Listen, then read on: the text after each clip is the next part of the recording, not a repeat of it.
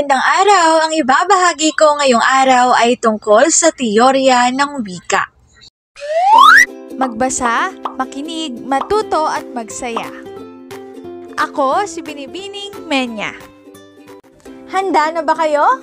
Tara na, umpisa na nating isa-isahin at pirapirasuhin ang mga detalyeng nakapaloob dito. Maaari kong ibigay ang soft copy ng video na ito, mag-email ka lamang o kaya naman ay mag-message sa aking Facebook page. Ilalagay ko ang aking email sa gitnang bahagi ng video at ang Facebook page naman ay sa huling bahagi matatagpuan. Maraming salamat sa panonood! Tulad ng binanggit ko kanina, ang ibabahagi ko ngayong araw ay tungkol sa teorya ng wika.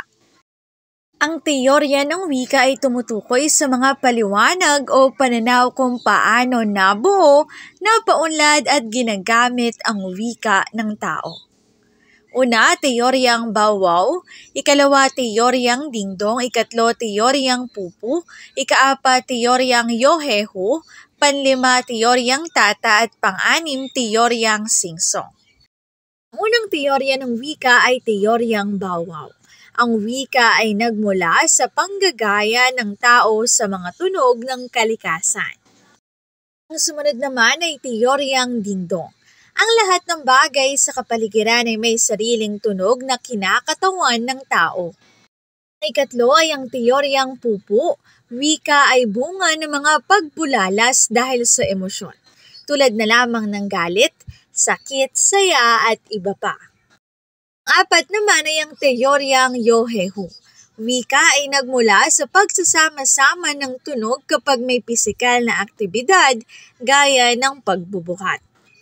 Ang sumunod naman ay teoryang Tata. Ang wika ay nagsimula sa kumpas o galaw ng kamay na sinasabayan ng bibig. Panghuli ang teoryang Singsong. Ang wika ay nagsimula sa mga himig ng awitin o pagbigkas na may tono. Narito ang sanggunian ng PowerPoint template na ginamit ko sa buong presentasyon. Ito na nagtatapos ang aking pagbabahagi. Sana ay marami kayong natutuhan. Muli magbasa, makinig, matuto at magsaya. Ako si Binibining Menya. Paalam! Paalala, ang wikang Filipino ay mapagpalaya, atin natin itong gamitin, mahalin at mas paunlarin.